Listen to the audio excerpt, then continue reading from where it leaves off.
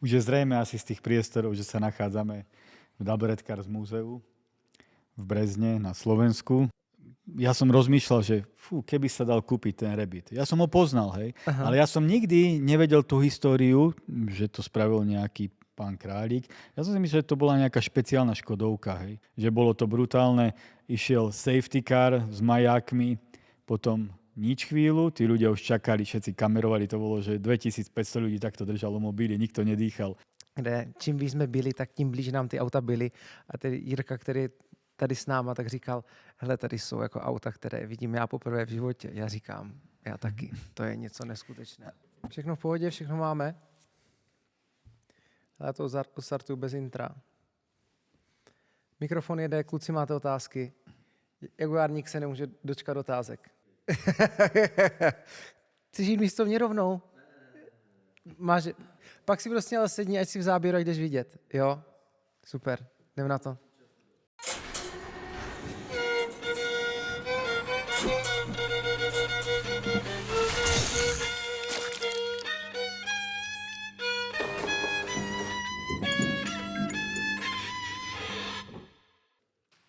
Jirko, můžem? Marceli, já úplně na začátek, než tě představím, než řeknu všechno, my jsme chtěli se srdce hrozně moc poděkovat za krásné odpoledne, za provedení naprosto úžasným místem a já tě nechci uvítat vlastně v našem podcastu, protože jsme u tebe. Je to vlastně pro nás podruhé, co natáčíme díl venku a hele, já bych tě jenom, abych tě představil, ty jsi vlastně majitel značky a muzea Double Red a prosím tě, jestli nám řekneš, kde vlastně jsme, jak jste se k tomu dostali, nějaký úvod. No tak už je zrejme asi z tých priestorov, že sa nachádzame v Double Red Cars múzeu v Brezne na Slovensku. Aj to treba asi dodať, keďže asi väčšina poslucha alebo divákov je z Čiech. A múzeum Double Red Cars múzeum vzniklo cca 3 roky nazad a nachádza sa na 5 poschodiach s tým, že je rozdelené podľa jednotlivých 10 ročí automobilovej histórie. Čiže začíname 60. rokmi, pokračujeme 70, 80, 90, 2000 plus. Múzeu je momentálne viac ako 130 aut plus motorky a asi tak v krátkosti. My jsme tady měli všichni husinu, někteří měli zážitek dneska, protože poprvé si šáhli na Lambo a stěhovali Lambo, když jsme to tady připravovali. Ale já bych se úplně zeptal, než se dostaneme vůbec k autům, protože já jsem vůbec si nedokázal představit, jak tady toto vzniklo, nebo jako kdo zatím stojí. Samozřejmě komentáře plné, to musí být pračka peněz a tak dál. A pak my jsme teprve zjistili, jaká je historie, nebo že vy máte oděvní firmu. Je to tak? Můžeš nám říct prostě vůbec k začátku, jak ty ses dostal k tomu, že děláte armádní boty? Dá se říct, že ten začátek To bol začiatok, áno. To bol začiatok. A viac menej náhodou. Značka Double Red vznikla dávno predtým, ako niečo začala robiť. A ja som si ju tak držal v hlave. Zdal sa mi to veľmi dobrý názov. Mal som ju v hlave možno, že 5 rokov predtým, ako začala robiť to, čo dneska robí. Cestoval som do Srbska, ja strašne rád cestujem sám. Aj idem do sveta, normálne 2000 kilometrov niekde cestujem a idem sám. Stále, keď niekde prídem potom na stretnutie, tak sa pýtajú, kde mám kolegu, že som sám a oni to nechápu. A ja si veľmi dobre oddychnem, keď sám cestujem. A raz som cestoval, si pamätám, že som šiel do Srbska a tak som rozmýšľal a napadol ma názov Double Red. Ale aj keď som mal veľa aktivít už v tej dobe, tak nemal som ho k čomu nejako pričleniť a k ničomu mi nepasoval, ale povedal som si, že raz, keď budem mať príležitosť a vymyslím nejaký nový biznis, tak sa bude volať Double Red. Neviem, prečo ma to tak chytilo. No a potom môj brat bol veľký fanúšik offroadu, terénnych aut, mal aj niekoľko tých jeepov, rôznych offroadových vozidel. A prišla taká doba, že prišiel s tým, že začal predávať offroadové príslušenstvo, tie disky, rôzne navijáky a tak ďalej. A keď som to videl, že čo predáva, tak hovorím, že ale toto všetko sa robí v Číne. Ja som veľa robil s Čínou už predtým, dávno predtým, ako som začal robiť tieto veci, čo sa týkali offroadu. A hovorím, však to nie je problém, ja som bol v Číne niekoľkokrát, tak vycestujme tam, poďme na nejaký veľtrh, dohodnem nejaké stretnutia, poďme pozrieť tých výrobcov rôznych tých vecí, ktoré potrebuješ, alebo ktoré sa predávajú. A urobme to ako veľký obchod, lebo ja som stále, keď som robil biznis, tak som robil veľký obchod aj malý obchod. Takže to ma ako prvé napadlo. Keď vravel, že je o to záujem o takéto veci, on to vozil od Poliakov, ktorí to vozili samozrejme z Číny. Tak sme vycestovali do Číny. Ja som tam išiel na nejaké veľtrhy po firmách, hej, a dohodol som tam tie spolupráce a povedal som, dobre, bude to double red, hej, to off-road príslušenstvo. A začali sme si dovážať tie veci na celé kontajnery a boli samozrejme už pod našou značkou, robili sme rôzne ten sortiment bol veľmi široký, ale všetko malo názov double red, malo to loga, bolo to farbené na červeno, napríklad navijáky na auta sme mali červené disky, ktoré vyrábali špeciálne pre nás, tak mali 2 červené pásiky po obvode a takéto, že proste malo to nejakú hlavu petu a bol to double red. A potom som si uvedomil jednu vec, že tí offroadiaci, ako sme chodili na tie rôzne akcie, boli veľké nejaké zrazy a predávali sa tam tie offroadové veci, že neexistuje modná značka, ktorú by nosili offroadiaci, hej, ako špeciálne. Nosili nejaké také značky, ktoré sa tak špecifikovali, že mali nejaké tie tóny zemité a maskáče a tak ďalej. Bolo niekoľko takých značiek, ale nebolo to vyslovene, že off-road móda. Som povedal, že keď už chodíme do tej Číny, tak skúsme spraviť off-road oblečenie. Tak troška sme sa s tým trápili, robili sme rôzne také trička, hej, a vesty, ja neviem, mikiny a rôznymi nápismi I love off-road, double red a takéto. Nebolo to žiadna sláva, poviem tak, že veľmi málo sa toho predávalo. No a potom som šiel na veľtrh oblečenia do Číny, obrovský veľtrh, hej, ako. Tam som to pochodil, ako som chodil po tých stánkoch, tak som našiel, tak mi padli do oka také tie pieskové topánky, vojenská obuv, ktorú nosia vojaci normálne v púšti. No, hovorím, že toto by bol perfektný produkt podľa mňa, pre tých offroadiákov, je to mekučké, ľahké, zároveň trvácne, antišmiková podrážka nejaká, hej, kvôli tomu, aby to bolo funkčné. Dokonca oni všetky boli aj oil resistant, tam mali, hej, ako také nálepky asi kvôli tomu vojsku, hej. No a pre tých offroadiákov mi to prišlo ako dobre tiež. No tak si ešte dodnes pamätám, ja som dokonca robil minulé jeden rozhovor, kde som našiel tú fotku z Číny, kde sme tie topánky som zobral do ruky a povedal som tomu majiteľovi tamtej fabriky, ktorý tam bol na tom stánku, že nech mi dá fixu a ja som na tie topánky nakreslil také 2 červené pásiky, ukázal som mu logo, on si ho odfotil, tu vpredu nech je logo, vzadu nech sú červené pásiky a červeném vyšité logo. A dobre, a chodil som ďalej po tom veľtrhu, tam som bol týždeň, vrátil som sa domov, rozdal som tam na samozrejme 1000 vizitiek. A vyšumelo mi to z hlavy. 2 mesiace na to prišla kolegyňa, že mi prišiel balík z Číny. Nič nečakám, ale pravdepodobne niekto z tej výstavy niečo poslal. A nevedel som, čo vôbec. Otvoril som krabicu a tam boli tie topánky, tak ako som ich chcel, hej, ako som mu ich nakreslil tým perom tam. No a mne sa to strašne páčilo, tak sme objednali prvý kontajner tých topánok, 3000 párov, taký mob alebo trop, že no ono sa to začalo brutálne predávať a zhodou okolností vtedy prišla tá army móda, že army štýl vyšiel do ulic. Kanye West si pamätám, ako dnes si obul presne tie isté topánky, ako sme mali my, tieto vojenské a normálne ich nosil, hej. A potom to až tak prerastlo také, že módne domy veľké, Gucci, Louis Vuitton začali robiť maskáč a nosilo sa to na uliciach. A my sme na to boli vtedy pripravení perfektne. My sme už mali celú kolekciu maskáčov, už viacero modelov tých topánok. No a proste to sa začalo predávať ako teplé rožky. Najprv to začalo, že tá komunita offroadiákov si to kupovala, ale potom sa to vlastne dostalo do ulic. A to bol ten začiatok, potom ostatná história. Z toho všetkého sa potom to pretransformovalo na streetwear oblečenie. Samozrejme, tie topánky máme vždy, máme tam tu DNA, ten odkaz na tie začiatky, ale už to nie je len o tom. Taký napríklad aj logo mohlo byť iba červené všade, dneska už to neplatí. Bylo to hrozně hezké. My jsme byli včera u Adama, tak on nám ukazoval ty boty od tebe. Měl je tam, používá je a Méďa si dělal srandu.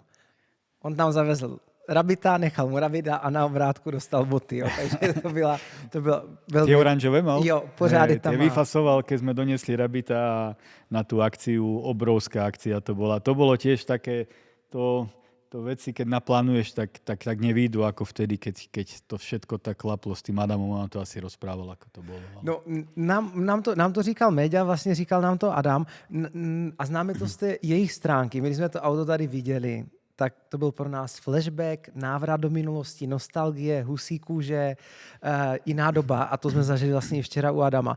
A ty na něho narazil jak?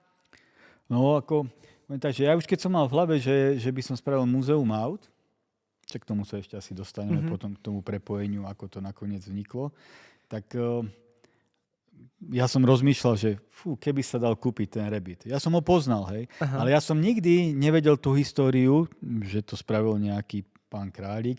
Ja som si myslel, že to bola nejaká špeciálna Škodovka, hej, a ako limitovaná edícia. A myslel som si, že ich je viac. Minimálne 4, 5 alebo 10, 20, neviem. Nevedel som koľko, ale bol som v tom, že tých aut je normálne viacej, nie jedno.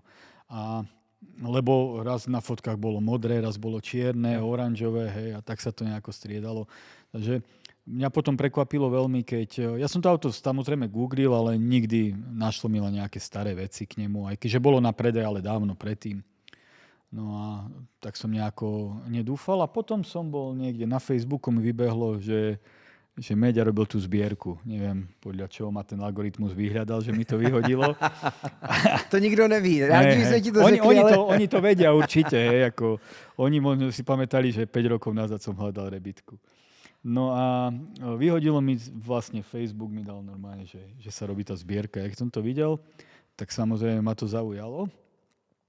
A videl som, že tam je dosť málo vyzbieraného na to, ako kedy to malo končiť, takže som začal aj dúfať v tom, že im to nevyjde. A keď som videl, že im to nevyjde, tak som zavolal, niekoľkokrát som volal na to číslo Adamové, čo mal niekde na stránkach a mi nedvíhal. No a potom som sa s ním nejako spojil, asi na 3., 4. krát a povedal som mu, že ja som z múzea aut v Brezne a ja by som, ak je to možné, ja by som to auto chcel kúpiť, že ho vyplatím, dávam ho zrenovovať a budem mať svoje miesto tu, hej, budete tu mať pavilón. Ja som mu povedal, že ja tu už mám aj jedno auto od vás a ešte som mu vykal Adamovi, že bol prekvapený a on bol z toho strašne nadšený. Myslím si, že z 2 dôvodov. Poprvé, že tam začala veľmi zlá energia ohľadne tej zbierky, hej, to asi vravel, ale tu zase ja tak neviem prežiť, ako to on opísal. A druhá vec bola, že naozaj pre ňoho to bolo niečo fantastické, že si povedal, že moje auto bude v múzeu a bude tu na veky. Hej, takže ja som to tak cítil. On bol strašne nadšený z toho a myslím, že pár dní na to, tak ako ja som povedal, že OK, že dávam im zelenú, nech jednajú v mojom mene a oni zrušili tú zbierku, teda išli jednať. Ale pár dní na to prišli do Brezna. Hej, a oni tiež boli strašne prekvapení, lebo oni si mysleli, že idú do múzea, kde bude nejaká plechová hala a tam bude stáť pár aut, čo sa často stáva, že tí ľudia prídu do múzea a prejdú prízemie.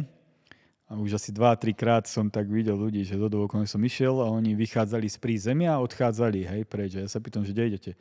Že už pozreli, hej, ako auta, takže idú preč. No, že ale tu je 5 poschodí, hej, takže oni si myslia, že to je vlastne to jedno poschodie. No ale ten Adam bol teda veľmi prekvapený a ešte viac to nadšenie si myslím, alebo ja som to tak cítil, ešte viac to nadšenie z toho prišlo, že ten Rabbit by mohol byť v takomto múzeu. No a to už potom ostatné, to bežalo tak, že úspechy, pády niekoľkokrát, šejkovia, Narcos, Celebrity, Vanilla Ice, tá zápletka československá v tom, pašovanie peňazí a nakoniec ešte aj úplne tragická smrť. Prosím tě, zeptám se tě tady z té sbírky auto s nejzajímavějším příběhem, historií nebo historkou pořízení. Co tě napadne jako první? Jeden zo 4 kusov na svete. Jeden si kúpil vtedy Sylvester Stallone, jeden Jay Leno, známy moderátor a zberateľ automobilov. To auto bolo úplne v katastrofálnom stave, ale v takom, že bolo celé zapadnuté lístím. A keď som to auto otvoril, tak vlastne do výšky prahov bolo zatopené vodou. Odmietli sme už také ponuky naozaj na to auto, lebo to auto je proste jednorožec, ktorý sa nedá kúpiť. Ale pre nás ako pre múzeum je to pecka, že máme auto, ktoré je jediné vystavené dneska na celom svete. Když máte vedle sebe to závodní Porsche, jestli i s takovým autama jste někdy jel, třeba jste ho vytáhl na okruh. Kdyby se mohl přenést v čase a setkal by se s Gambalou. Kdyby tvoje auta byly ženy, která by byla ta osudová, která ti vždycky přitahuje, i když víš, že ti zlomí srdce. Že to bolo proste najdrahšie auto sveta 80. rokov. Čo teraz ja hľadám, tie auta dosiahli cenové dno. Máme to jediné lietajúce auto, ktoré skutočne lietalo. Z tých 4 lietalo totiž to len jedno. Hele, představ si, že můžeš sednout na večeři s 5 lidma, živý, mrtvý, s kým by si sednul. Že sa podarilo dohodnúť to auto. Ja som splnil slovo, dal som ho prerobiť a potom sa spravilo brutálne privítanie, ktoré dopadlo, že to bolo super. Na to, že to bolo v novembri, celý týždeň pršalo, tu vonku čakalo 2500 ľudí na Rabita. Slyšeli sme. To bola pecka. Mámu si No, zimomriavky mám aj ešte teraz, Ja keď si taky. spomeniem na to video. A ešte ako sme to vymakali, ten príchod bol úplne, že bolo to brutálne. Išiel safety car s majákmi, potom nič chvíľu, tí ľudia už čakali, všetci kamerovali, to bolo, že 2500 ľudí takto držalo mobily, nikto nedýchal. Začala hrať hudba Shut Up and Drive, DJ tu bol, pustil naplno Shut Up and Drive. Za ním potom išlo také policajné auto, to také staré policajné americké auto, tiež s majákmi, trúbilo. A potom išlo niekoľko takých top tuningových aut, 2 alebo 3. A za ním išiel Rabbit naložený na tej oťahovke Adamovej peknej. A Meďa išiel v tej maske Jokera, keroval a prišli a to bolo úplne, že tí ľudia, to bolo ako, takých vecí sa málo zažije v živote, čo tak dobre dopadnú a tak výjdu. Že aj tí Slováci ako to prijali, lebo najprv nikto nevedel, čo to je, ale keď to zo všade vyskakovalo a tí ľudia si prečítali pár vecí o tom, tak strašne rýchlo ťa ten príbeh vtiahne. Hej? A to sa stalo. A prišlo 2500 ľudí v škaredom, studenom, upršanom počasí. Ešte aj počasie vtedy na ten deň, na pár hodín bolo tak, že nepršalo. Rabbit je odtedy tu. Ne, my jsme si díky tomu a díky tobě, díky vám dneska jako krásně doskládali tu skládačku, protože Adam vlastně, já jsem původem ze Zlína, ale jako nikdy tak jsem se s Adamem nepotkal, on byl vlastně u nás ve studiu pár měsíců zpátky, teďka my jsme byli u něho v té malé garáži, kde on ho tvořil, jo. A vykládá nám vlastně komplet historie, jak to dělal. Hodinu se dělalo, 4 hodiny se kouřilo a teď jsme ho viděli, takže nám se, nechci říct, že uzavřel kruh, ale teď jsme doskládali tu skládačku a měli jsme to jako neskutečnou euforii. A vlastně teďka jsme tady. Je to bývalá strojírna, říkám to správně. Áno, veľký strojárenský podnik, kde niekedy pracovalo takmer 4000 ľudí a toto je administratívna budova, kde boli všade kancelárie, ako všade teraz sme, tak bola iba chodba a boli tu priečky a s dverami a kancelárske priestory. Od generálneho riaditeľa až po komplet administratívu, vývojári tu sedeli, technici, všetci tí manažéri, obchodníci. Bolo tu okolo 300 zamestnancov v tej dobe. Vyrábali sa tu veľké žeriavy, ale také tie vysoké žeriavy dokonca. Podľa tých informácií, čo mám od pamätníkov, tak boli zapísané v Guinnessovej knihe rekordov určitý čas za najvyšší vyrobený žeriav na svete. Žeriav, ktorý sa tu vyrobil, mal skoro 140 metrov necelých. A keď to skrachovalo potom v 90. rokoch po privatizácii, tak tie jednotlivé haly sa rozpredali rôznym firmám. Dodnes tu je niekoľko takých kovovýrob rôznych. A samozrejme už tých ľudí tu je niekoľko 100, nie tisíce. A toto ostalo prázdne dlhé roky s tým, že bolo to príliš veľké pre takéto mesto, že by z toho niekto spravil kancelárie. Bolo to v podstate nevyužiteľné. Slúžilo pre obrovskú fabriku. No a takto chátralo v podstate niekoľko 10 ročí. Dokonca jedna časť aj zhorela potom. Bezdomovci ju zapálili, nechtiac síce, no ale to nemení nič na veci. Vyhorelo to a následne.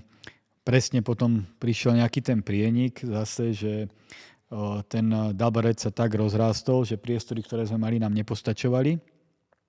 Na druhú stranu toto bolo až príliš veľké, že táto budova má nejakých 10 000 metrov štvorcových a preto len pre ten double red, aj keď sme potrebovali pomerne veľa priestoru, tak to bolo až príliš veľké. No a tak som rozmýšľal, ako tú budovu využiť. No, došlo k tomu, že jednu časť sme oddelili, robili sme s nej múzeum. Pod celým areálom je výroba oblečenia a sklady s oblečením. Double redu. 2 poschodia sú kancelárske priestory, kde sedia v podstate zamestnanci double redu. Tu sa robia vzorky, sedia tu marketingové oddelenie, obchodné a tak ďalej a tak ďalej. Všetko, čo to zázemie obnáša. Fotoštúdio. No a popri tom vlastne to múzeum samozrejme potrebuje nejaké zázemie, takže k tomu bolo následne ešte potom pripojený hotel, reštaurácia, nejaký skybar. Minigolfové ihrisko je tu jediné 18 zdravové certifikované minigolfové ihrisko na Slovensku. takže robia sa tu turnaje, dokonca chodí veľa Čechov na ne, Maďari, Poliaci, Rakúšania, že také medzinárodné turnaje. Ako náhle začne zima vonku, keď tí minigolfisti už nevedia hrať na vonkajších priestoroch, tak v podstate od októbra do apríla je tu každý mesiac veľký turnaj. Takže takto sa to nejako dalo celé dokopy, no a Je tady. je Jako, to múzeum. jsme řekli, že jako, když řekneš to, že jdeš jako do Brezna do muzea, kdo trochu zná Slovenskou republiku, říká, ty v Breznu muzeum. Jenom když jsme přijížděli a viděli jsme, jak to svítí, tak jsme říkali, kluci, tak to jako bude velké. Přišli jsme na jedno patro a byli jsme jako úplně odpálení. Máte to tady nádherné a prosím tě, jenom jako, jak jste se dostali k tomu, že ty auta budete sbírat, nebo čím to odstartovalo? Ten trigger point. No, ja som nejako správne odhadol tú dobu a mal som intuíciu, že keď začala tá hospodárska kríza, tak my sme nejako fungovali, robili sme, nejako nás nezasiahla tak ako iné odvetvia v tom čase. A ja som veril v to, samozrejme, ako chlapec som zbieral angličáky, mal som tie vysnívané autá, ktoré dneska sú tu. A mal som zbierku angličákov. A nejako mi to tak vychádzalo, že tie auta sú strašne podhodnotené. A tie auta, že raz toľko majú fanúšikov, všetci sme zbierali tie angličáky a proste nie je možné, aby tie vzácne autá boli také lacné, hej, v úvodzovkách. A veril som v to, že to bude normálne investičná vec. Nejako som to tak vtedy odhadol. No a tým pádom ja som v tej kríze začal skupovať tie vzácne autá. A v tej kríze naozaj tie auta nemali hodnotu. Však dneska na TikToku, na Instagrame bežia rôzne tie reely, že koľko stáli tie autá teraz. Áno, tie inzeráty, koľko stáli vtedy, koľko teraz. Mňa keď sa spýtaš na hociaké auto, koľko stálo v tých rokoch, ja ti viem presne povedať. Ja som v tým žil. A škoda bola samozrejme, že som nemal k dispozícii ešte viac peňazí, lebo všetky tie autá, ktoré dneska stoja milióny, tak ja som mal na tom zozname, že to sú tie autá, ktoré pôjdu hore úplne do jedného. Ani v jednom som sa nemýlil, musím povedať. Akurát samozrejme nemal som ten objem peňazí, aby som vedel skúpiť všetky tie autá, ktoré mali hodnotu. A tak som sa naozaj zameriaval pomer cena a nejaký môj pocit, do toho moja nejaká srdcové veci, čo bola značka Gembala a samozrejme potom nejaké tie kultové automobily, ktoré som si vedel dovoliť kúpiť. Takže takto som sa dostal k veľa zaujímavým kusom, ktoré dneska v podstate sú skoro nekúpiteľné aj. V tej kríze prvé, čo šlo dole, tá kríza bola naozaj iná ako tie krízy, čo boli teraz, že bol COVID alebo čo, že vrtuľníkové peniaze, každého sme zasanovali. Vtedy, keď to poviem tak iba v číslach, myslím, že počas covidu za tie 2 roky sa rozdalo 8-10 miliard eur a ako na podporné balíčky, či už ľuďom, hej, preplácanie energií, firmám ušli zisk a tak ďalej. Bolo veľa tých programov, ktoré sanovali tie dôsledky tej covidovej krízy, ale v tých rokoch 2008 až 2012 sa minulo na podporu krízy alebo na sanovanie krízy 20 miliónov eur. Hej. Takže to bol obrovský nepomer a tí ľudia si museli naozaj poradiť sami. Takže tí ľudia prichádzali o firmy, prichádzali o byty, dražby a tak ďalej. Čiže veľký prúser bol z toho.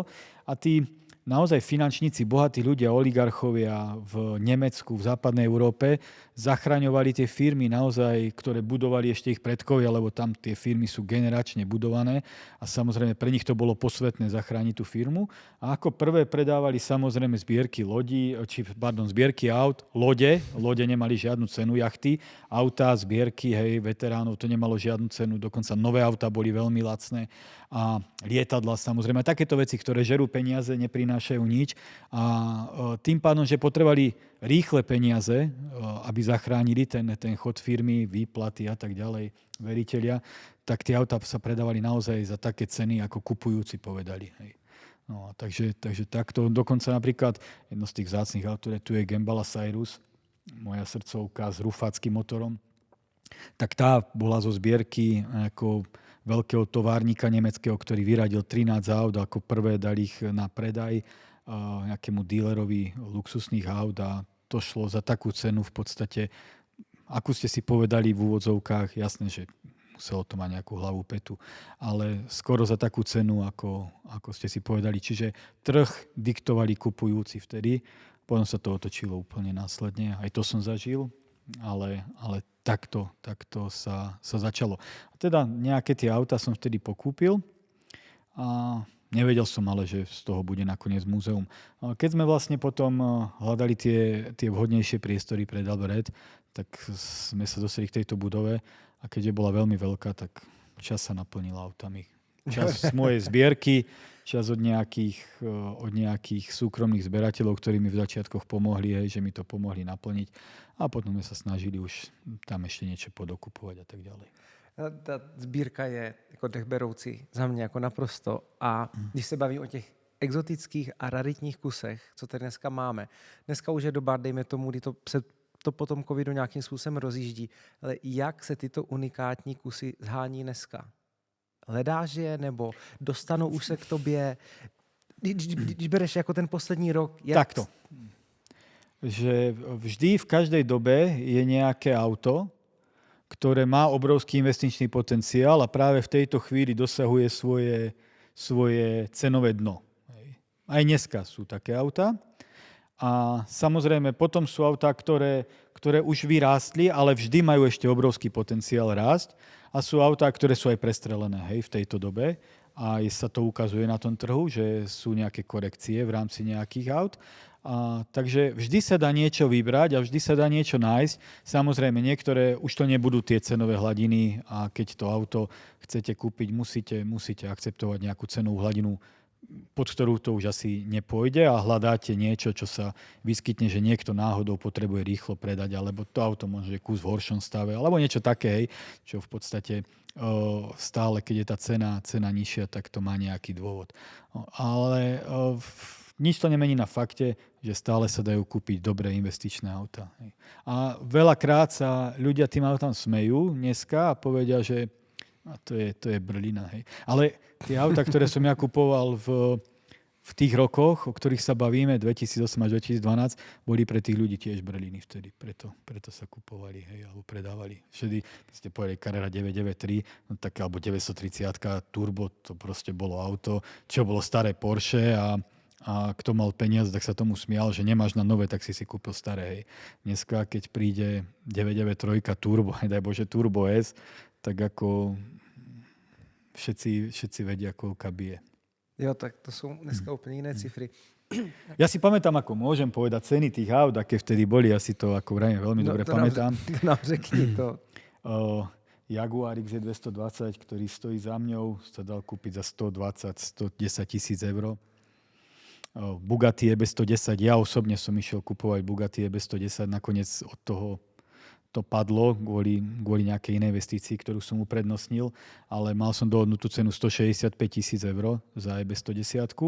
Dokonca môj dobrý známy rok a pol predtým mohol kúpiť EB110 za 130 tisíc eur. Chodil 3 roky do Boloni na výstavu a každý rok to Bugatti tam bolo vystavené, modré, také ako má byť. Išiel jeden rok, bola 170 tisíc, išiel druhý rok, bola 150 tisíc, išiel tretí rok, bola 130 tisíc. Potom rok vynechal a potom išiel s tým, že ju už kúpi a už bola 300 tisíc. A potom to začalo akože úplne lietať medzi tým rokom 2015 až 2018.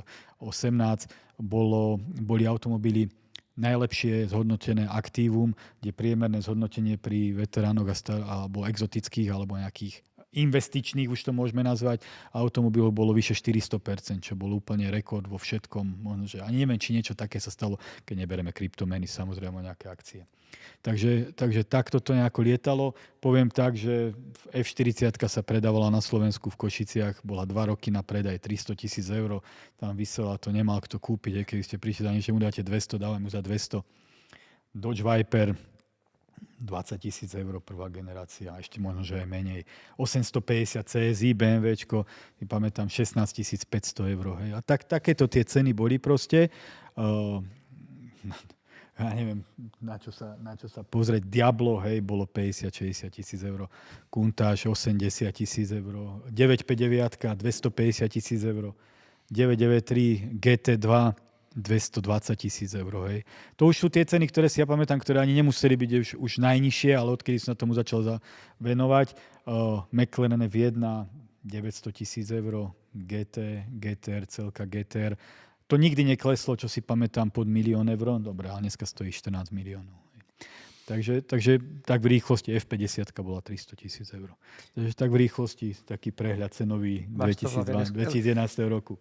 Jako víš co, my jsme měli ještě tu obrovskou výhodu a tu velkou čest, že ty z nás tady provedl a řekl znám historii k těm autům, jako já bych řekl do detailu, do šroubku a jako naprosto fantasticky a dnes tady jako já jsem se dostal do toho stavu prostě, kdy všechno ostatní kolem mě jenom plyne a užívám si prostě ten moment a to mě napadá, ale když tady přijdou návštěvníci, co je takový tvůj cíl, nebo co je tvoje jako zbožné přání, co chceš, aby si jako s tadyma odnesli, když to muzeum opouští? Ja som strašne rád, že jedna vec je, že to má obrovský prínos pre cestovný ruch a pre takýto región. To je absolútne kľúčová vec pre mňa, lebo som sa nakoniec rozhodol, že tu chcem žiť. Aj to tiež bola otázka. Nakoniec to osud tak zariadil, že som tu ostal, ale bol som v podstate naozaj veľmi blízko tomu, aby som v 2012, 13, nepamätám si presne, kedy to bolo, 13. rok možno, odišiel z Brezna. Až tak chcel som odísť do Nemecka a chcel som tam vlastne robiť s autami, hej, že obchodovať s autami luxusnými a možno, že starými. A dokonca to zašlo tak ďaleko, že som poslal zálohu za jeden areál veľký.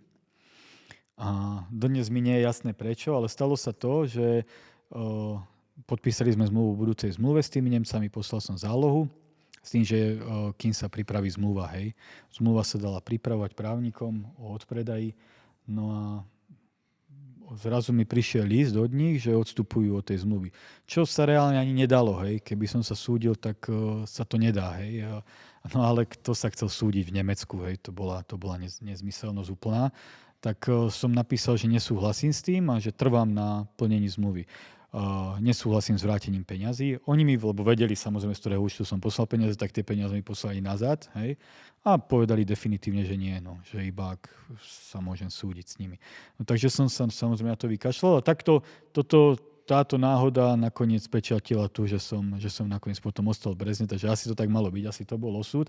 Ale vravím, že keby to vtedy dopadlo tak, ako to bolo celé zmluvne už dohodnuté, vyzálohované, tak dneska tu nie som, nie je tu múzeum. Ale troška som odbočil, nechtiac. Čo chcem, aby si ľudia odniesli? Som strašne rád, že bežní ľudia naozaj z regiónov, z východného Slovenska, z južného Slovenska, ktorí veľa z nich nebolo možno nikdy ani v zahraničí, alebo naozaj tak, že raz, dvakrát, alebo veľmi málo proste, že to nie sú ľudia, ktorí pobehali svet a v živote by sa do múzea aut, do tých, ktoré sú v Nemecku, v Taliansku, v Amerike, nedostali. Hej. A to je pre nich taký zážitok, že proste zažijú niečo, čo by za ten život už možno nikdy nezažili. Chodí sem strašne veľa seniorov, normálne dôchodcov, starších ľudí a tí sú z toho nadšení. A to ma naozaj teší, že som priniesol tým, alebo ukázal som tým ľuďom niečo, čo by pravdepodobne veľká väčšina, alebo drvivá väčšina z nich nikdy nemohla vidieť. Hej. Takže to je také, čo ma naozaj teší z toho.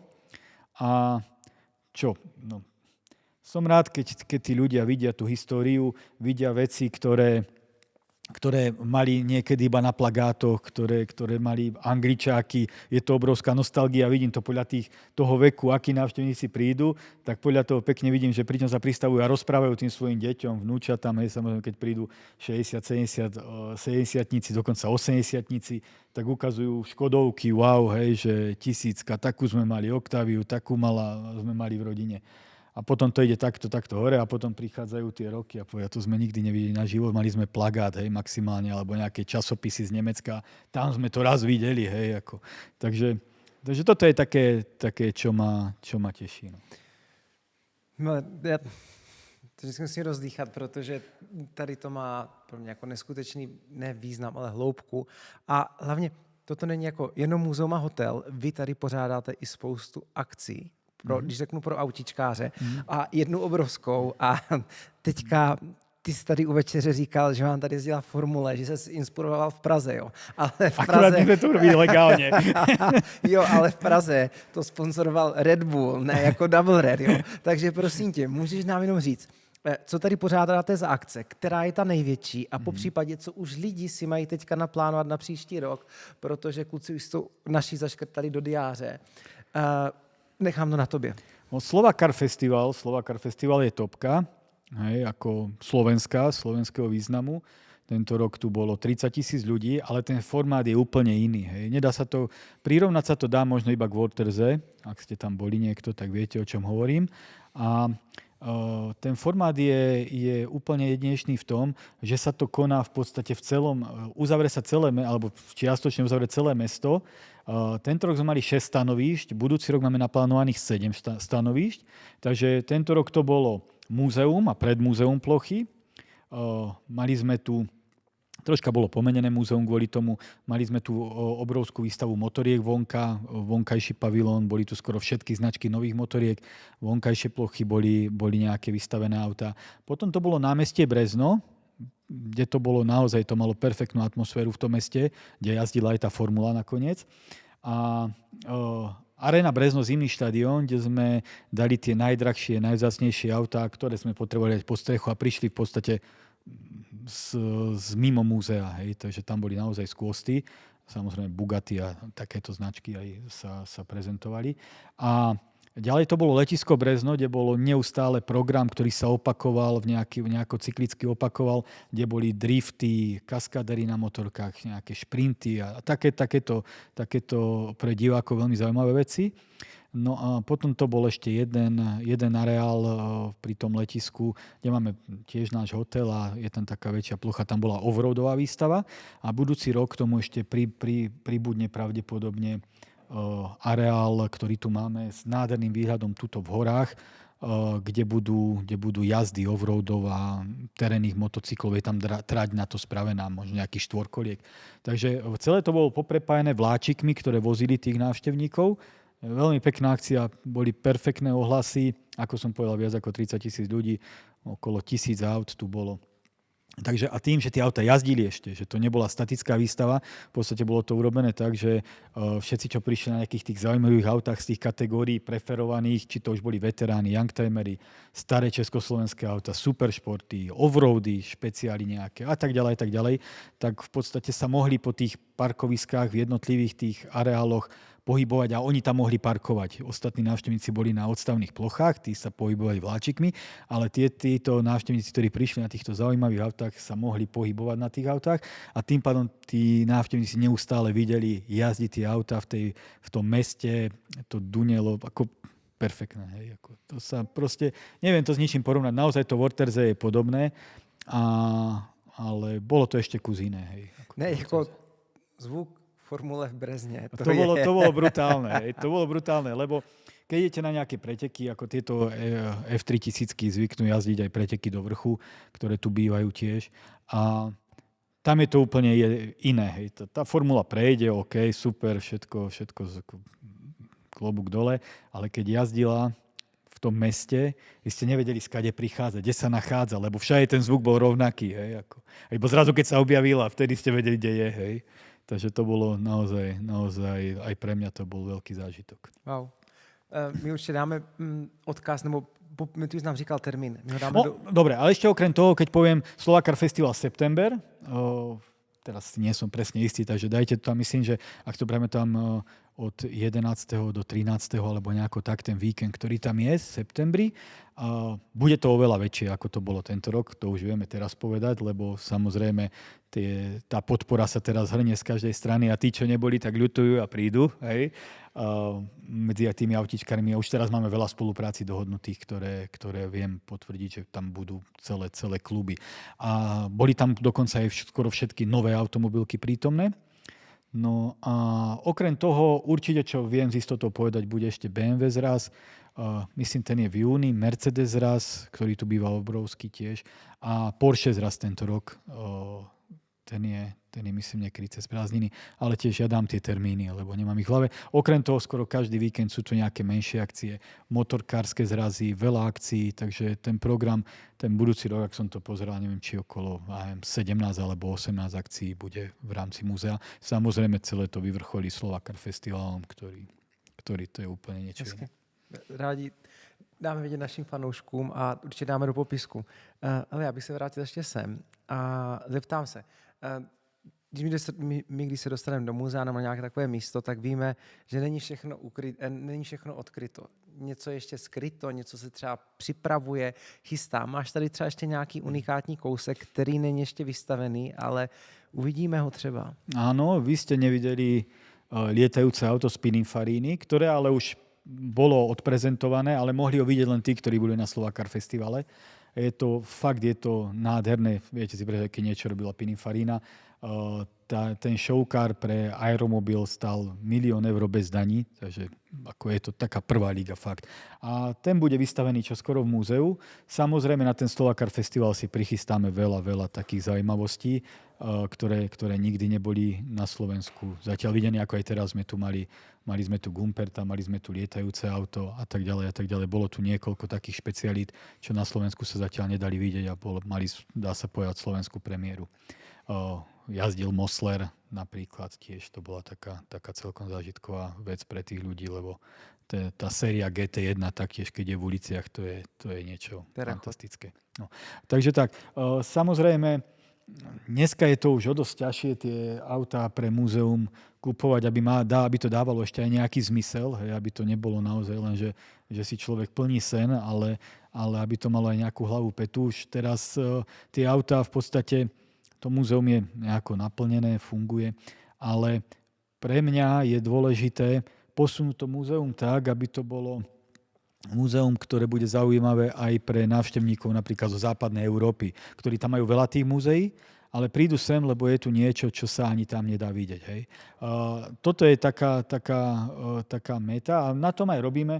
Máme momentálne v múzeu 7 aut, ktoré sú po jednom kuse na svete. Máme tu veľa tých špeciálov, tých retro-tuningových značiek, hej, ktoré sú za mňa fantastické. To je tá skutočná exotika. My nie sme len múzeum športových, ale máme názve, že múzeum športových a exotických aut. A tá najväčšia exotika, podľa mňa, sú práve tie retro-tuningy z 90. 80. rokov. To bolo niečo tak fantastické, tak drahé, tak opulentné, že sa to nedá dneska k ničomu prirovnať. To, čo tie auta vtedy stáli a koľko roboty za tým bolo také auto vyrobiť. Dneska to je 3D tlačiareň, hej, technológie, počítač vám to celé nakreslí, pripraví, hej, a ten človek to iba nejako koordinuje. Vtedy to bolo normálne, že naozaj umelecké dielo to auto postaviť. Veľa tých vecí ste museli vyrobiť ručne, pomaly na kolene. O tom by vedel Adam Králik zase rozprávať. A tak tie auta vznikali. Výroba jedného auta trvala kľudne 2 mesiace a cena toho auta bola taká, že ste si za to mohli kúpiť námestie v menšom meste. Hej. No, takže to ma na tom fascinuje a takéto auta hľadám. Samozrejme sú tu nejaké auta, ktoré by som ešte chcel mať v múzeu raz, ale tie ceny tak uleteli, že to je už také, že ako vrajím, ťažšie. Napríklad to Bugatti EB110, ktoré mi vtedy ušlo, nekúpil som ho a odtedy tú cenovku neviem dobehnúť, lebo rastie rýchlejšie, ako ja dokážem si povedať, že je to pre mňa niečo, čo chcem kúpiť. Co se skrývá za předplatným Nachtfahrer? Celé necenzurované epizody, které uvidíš dřív než ostatní. Možnost hostům pokládat otázky. Skvělá Discord komunita, kterou jinde nenajdeš. A to vše za cenu jednoho Big Mac menu. Mňam. I ty se staň členem Nachtfahrer komunity. My se dívali a v jednom dílu jsme projížděli ty uniklé fotky o toho brunejského sultána. Mm-hmm. Jak on tam měl v duhové a prostě v extrémních barvách. On ich mal vo farbe vlajky. Ano, on jich tam má hrozně moc. Každopádně jsme procházeli to horní patro, kde čím víc jsme byli, tak tím blíž nám ty auta byly. A tedy Jirka, který tady s náma, tak říkal, hele, tady jsou jako auta, které vidím já poprvé v životě. Já říkám, ja taky. To je něco neskutečného. Áno, je to tak, určite je to tak a ako som povedal, je tu 7 aut, ktoré neuvidíte nikde inde A potom sú tu auta, ktoré neuvidíte minimálne 2 pokope nikde, hej. A sú tu autá, ktoré ani neviem, ako to povedať, ale naozaj ja sa do tých aut vyznám a viem, že tie autá, pochodil som svet a viem, že keby som chcel tie autá vidieť, tak dneska ich nemám kde vidieť iba v múzeu Double Red Cars Museum a tých aut sú tu desiatky také, možno že 20 aut je tu takých, ktoré keby chcem, si poviem, že ich chcem v svojom živote vidieť, tak ich samozrejme sú možno niekde v súkromných zbierkach, ale nemôžete ich tam vidieť. Hej. Takže tie múzeá, ktoré sú po svete, zase je to taká výzva, naskladať to tak, aby na Slovensku v takomto meste, ako je Brezno, bolo niečo také, čo je unikátne. Hej. Lebo keď je niekto v Nemecku a chce vidieť F40, proste ja som bol nedávno v Monaku na rally Monte Carlo a videl som za 3 dní 4 F40. Hej. Takže to nie je také auto, ktoré by ste nemohli vidieť. Tým nespochybňujem jeho kvality, samozrejme, nespochybňujem to auto. Ale keď ho chcem vidieť, tak ho uvidím v úvodzovkách zajtra. Hej. A takýchto aut je tých ikonických, ktoré vlastne dneska aj tí zberatelia uznávajú, tak takýchto aut sú desiatky, hej, ako ktoré viete vidieť. Kedy si zamienite, pôjdem na prvú akciu alebo do prvého nejakého väčšieho múzea v Nemecku a uvidím tam tie autá, ktoré chcem. Ale toto je iný príbeh. Hej. Tu je to tak, že keby ste aj veľmi chceli to auto vidieť, musíte prísť na Slovensko. A takéto auta chcem, aby pribúdali v tom múzeu. No. A to nie je vždy len o cene. Hej. To je o tom vystihnúť moment, správne sa rozhodnúť, povedať to auto. Áno, to auto dneska nemá cenu, ale keď zmizne z trhu, tak sa už k nemu nikdy nedostanete. Toto sa mi stalo niekoľkokrát. Hej. A povedal som si, dobre, neviem, či je to auto úplne toto, teraz vhodné. Aj keď som veril, že to auto bude mať raz cenu, alebo bude zaujímavé, tak vtedy som to vyhodnotil tak, že ho nekúpim, že kúpim ho inokedy. A ako náhle to kúpi zberateľ nejaký, tak je možné, že sa už nikdy neobjaví na trhu. Takýchto aut je veľa, hej, ktoré sa nedajú kúpiť. Nech máte hoci koľko peňazí, že nie je to o peniazoch. Napríklad takým autom je aj Škoda Rabbit, lebo asi neexistujú peniaze, za ktoré ja by som to auto predal. Takže tiež je to auto, ktoré sa stiahlo z trhu, je tu v múzeu a v podstate môžete mať ocikoľko peňazí, asi to auto nekúpite. Hezky. Nás jenom navážu. U těch exotických aut, u těch aut, co tady máš, mě překvapilo jako, kluky asi taky, jo, že ty si občas nějaké starýma vytáhneš a jdeš ho projet. Je to pravda. Máš tady, zeptám se tě, co jsou tady tvoji favoriti a které si teda vytahuješ? Tady Adam nám říkal o tom výtahu, jaký měl hororový zážitek a s kterýma třeba fakt rád jezdíš. No, ako často sa ma pýtajú, že ktoré auto je moje najobľúbenejšie v múzeu. A ja poviem, že neviem povedať jedno auto. Naozaj, ako to by bola pre mňa taká dilema, úplne, že Sofína voľba. A je to naozaj ako keby máte napríklad 3 deti a niekto vám povie, vyber iba jedno, hej, ktoré toto. Tak je to ťažké a samozrejme nie je ten vzťah k tým autom ako k deťom, ale iba tak na priblíženie tým ľuďom, aké to je. A teda ja hovorím, že musím povedať minimálne 5 aut, lebo tých 5 aut je pre mňa tak na rovnakej úrovni, že neviem povedať jedno, lebo by to bol nezmysel. Nebolo by to, čo naozaj je pravdou, lebo proste neviem, nemám určené to auto. Ale to zase nie sú, to nie je to isté. Tie moje najobľúbenejšie autá nie sú tie autá, alebo nemusia byť, môže tam byť prienik, ale nemusia byť autá, na ktorých aj jazdím, hej, alebo na ktorých rád jazdím.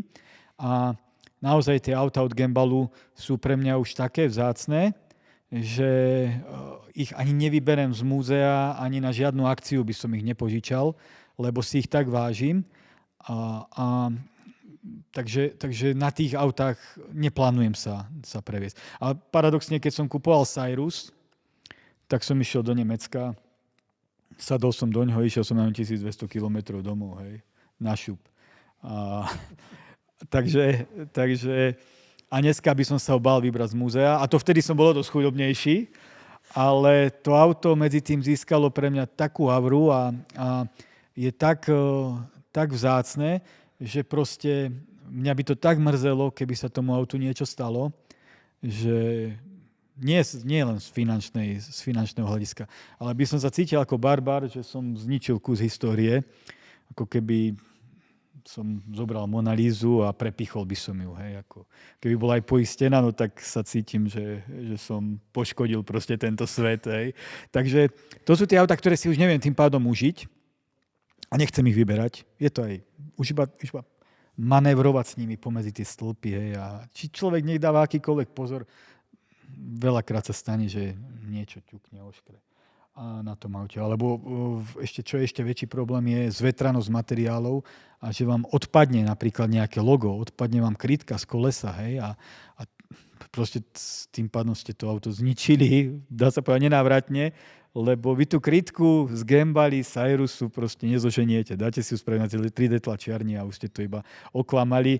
Na prvý pohľad to možno nikto nezistí, ale vy vnútorne viete, že ste pokazili niečo, čo je nezvratné v podstate. Stalo sa mi to, že minule som to rozprával, lebo veľa ľudí príde a povie, že to je hriech na tých autách nejazdiť. Hovorím, že do určitého času áno, do určitej hodnoty áno, ale potom tá jazda je viac stres. Aj to, že viete, keď to auto niekde berete na nejakú akciu, tak ho berete len za nejakým účelom, že chcete ho tým ľuďom ukázať alebo tak, ale je to strašný stres to auto tam dávať. Už iba naložiť to auto, viete, že ho bere nejaká oťahovka, hej, kde sa môže stať milión vecí. Do toho, keď potom na tom kuse, na tom aute sa idete previesť, niečo sa môže stať tomu autu samozrejme. No a je veľa videí, že do F40-ky niekto cúvne, Pagány rozbijú a tak ďalej. Ale to všetko pomerne opraviteľné veci, lebo to Ferrari zanesiete do Ferrari a je to iba otázka peňazí. Hej, a spravia vám ho tak, že je to OK. Však to Ferrari, neviem, či si pamätáte, čo zhorelo dotla v Monaku, tam pod oknami taký požiar, čo tam bol a to auto je dneska ako nové. Hej. Ale tu Gembalu nemáte. To tam z toho balkónu, áno, ten pán, čo tam zalieval krličkou, obrovský požiar. Ale tu Gembalu nemáte komu odniesť, hej, aby vám ju dal do pôvodného stavu. To proste neviete spraviť.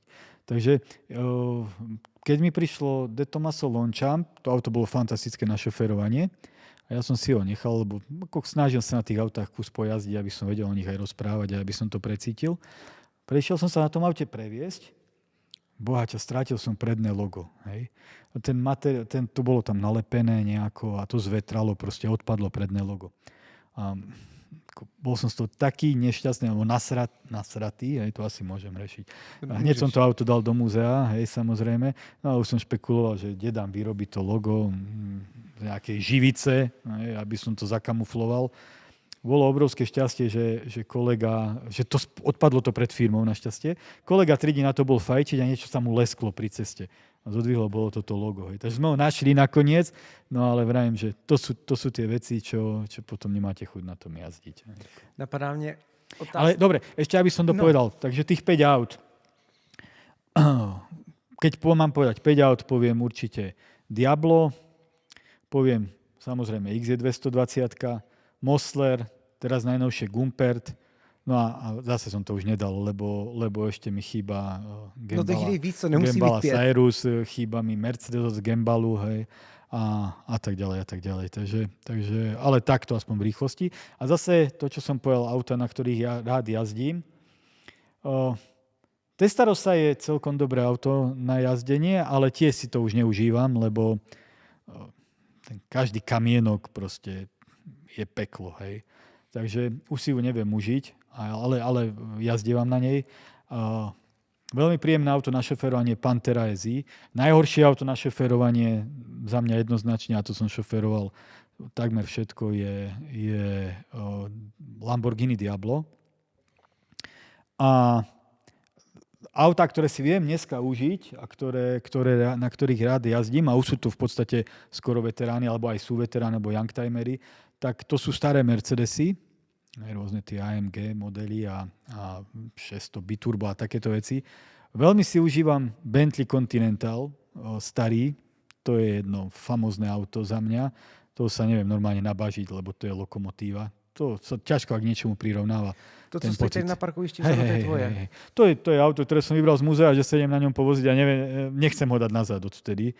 Takže už ho používam trošku dlhšie, hej, ako ostatné auta štandardne, ktoré z múzea testujem.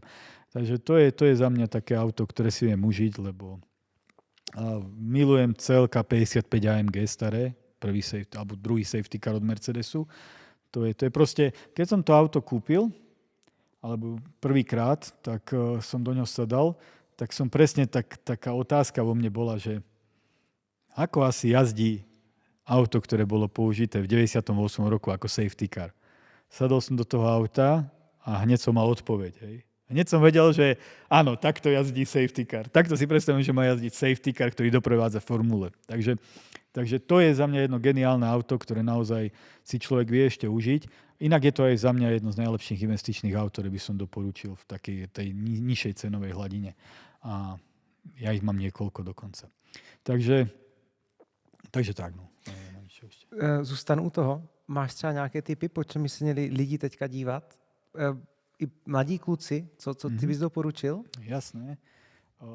Úspechy, pády niekoľkokrát, šejkovia, Narcos, Celebrity, Vanilla Ice, tá zápletka československá v tom, pašovanie peňazí a nakoniec ešte aj úplne tragická smrť. Prosím tě, zeptám se tě tady z té sbírky auto s nejzajímavějším příběhem, historií nebo historkou pořízení. Co tě napadne jako první? Jeden zo 4 kusov na svete. Jeden si kúpil vtedy Sylvester Stallone, jeden Jay Leno, známy moderátor a zberateľ automobilov.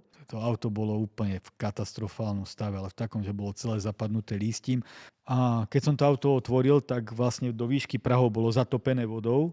Odmietli sme už také ponuky naozaj na to auto, lebo to auto je proste jednorožec, ktorý sa nedá kúpiť. Ale pre nás ako pre múzeum je to pecka, že máme auto, ktoré je jediné vystavené dneska na celom svete. Když máte vedle sebe to závodní Porsche, jestli i s takovým autama jste někdy jel, třeba jste ho vytáhl na okruh. Kdyby se mohl přenést v čase a setkal by se s Gembalou, Kdyby tvoje auta byly ženy, která by byla ta osudová, která ti vždycky přitahuje, i když víš, že ti zlomí srdce. Že to bolo proste najdrahšie auto sveta 80 rokov. Čo teraz ja hľadám, tie auta dosiahli cenové dno. Máme to jediné lietajúce auto, ktoré skutočne lietalo. Z tých 4 lietalo totiž to len jedno. Hele, představ si, že můžeš sednout na večeři s 5 lidma, živý, mrtvý, s kým by si sednul?